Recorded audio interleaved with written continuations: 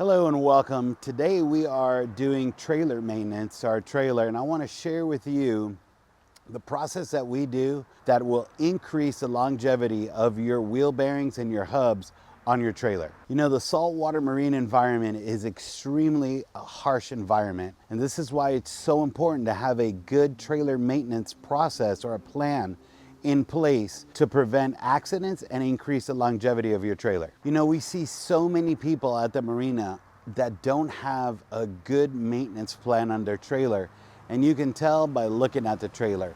We see hubs breaking, tires falling off at the marina, and all of this can be prevented with a good plan. And most importantly, it's going to help you avoid having a serious accident. So I want you to think about this for a second. If your tire on your trailer were to fall off while you're driving, what do you think would happen? Think about the weight of your boat and all of that weight now shifting when you blow a tire. Now, if it happens in the parking lot, pulling your boat out of the water, you're moving at a very slow rate of speed.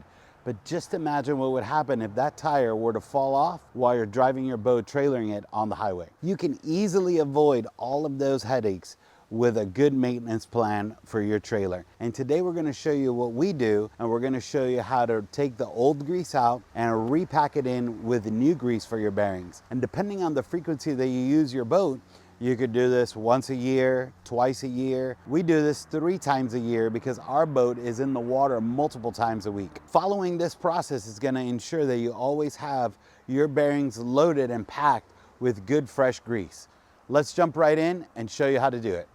All right, guys, so to get started, you're going to need a few things. You're going to need to get yourself some good marine grade waterproof grease for the bearings. You're going to need a hammer that you're going to use, and you're also going to need a little, we have a little sledgehammer, but if you don't have that, the hammer will work just as well. You're going to need a flathead screwdriver to be able to remove the dust caps. You're going to need to have a grease gun. We have a battery powered grease gun.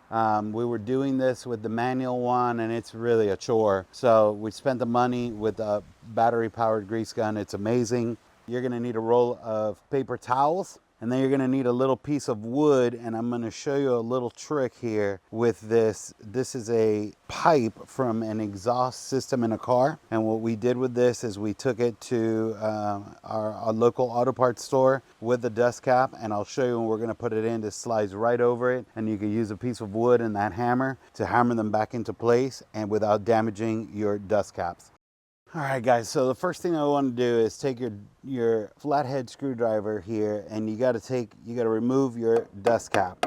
And so these dust caps, if you just hammer it in there right along the edge of it, you can start prying it out. You can see just like this. You'll be able to take it off with your hand once you get it good all the way around. And you can see here, guys, it's been 3 months. You can see from here that we have water in there, and you can still see it still has some of that pink color that it had before, but it's not fresh grease. And so this is why we do it every 3 months, because we're putting this boat in and out of the water so much. Now that you've got off the dust covers, this is where the paper towels come into play, because this is a messy maintenance procedure. You want to go ahead and start getting all of that grease, that old grease, off. And as you start pumping the new grease, you're going to get a bunch of this old grease that's going to come out of there as well. So go ahead and get as much as you can, but it will all start coming out when you're pumping in the new grease. All right, now we're at a good starting point.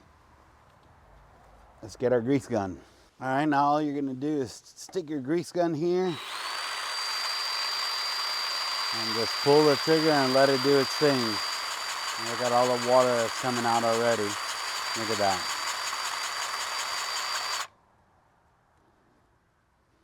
You see the grease doesn't look that bad, but it still has, I think when you try it on your trailer, you'll be surprised how much water it holds in there. And we're going to keep pumping all that out until the only thing we're seeing is the new grease that we're pumping coming through.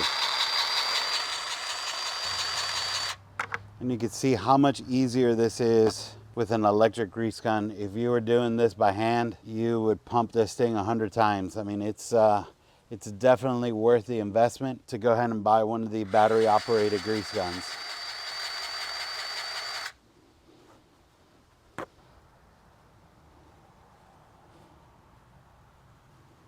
And again, it doesn't have that chocolatey looking color because we do this every 3 months. But if you have that chocolatey colored grease coming out, you definitely don't want to have that because that is not performing the way that it should be. You can see that bluish green color. That's our new grease color that we got this time. And really guys, the color don't worry about the color when you go to buy grease, whatever color it is. The most important part is that it is a good waterproof marine grade grease. Color is just for you to look at. Obviously when you're putting it in, you'll still be able to tell, even if it's the same grease that you put in the last time, you'll still be able to tell when the new one is coming out.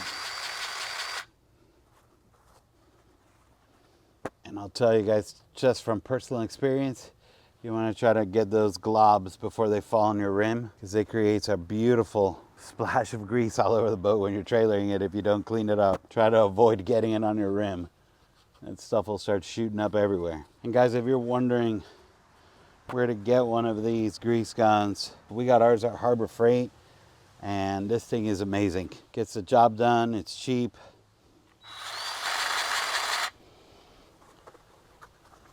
So we're almost done with all of that old grease. And guys, when you're filling this, you don't want to fill it up too much because you're going to need some space for the grease to expand when you're trailering it. So you don't want to overfill this because you'll create damage like that as well. When you're trailering this, you want your dust cap to be able to have room for this grease to expand into it as it starts getting hot. So there we go. Now your hub is completely full of the new grease that we just packed in there. Now I'm going to show you a little trick of how to put the dust cap back on, the dust cover. You could do this by going to your local auto parts store. Just take your dust cover with you, and you just have to try around and looking at the different muffler pieces until you find one that's going to work and fit for your dust cap. If you take a look at this, this slides perfectly right onto your dust cover.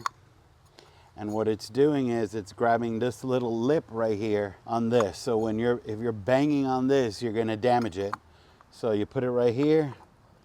Go ahead and set it up on your trailer and take your piece of wood and you tap on this, and now your dust cover is back on and it's not damaged. So guys, now you can see how easy it is to go ahead and change the grease in your hubs on your trailer and increase the longevity of your trailer bearings and hubs and prevent you from having a serious accident if your hub were to fail. So don't delay it anymore. Go out there, get yourself the grease gun, get yourself some marine grease, and start your trailer process today.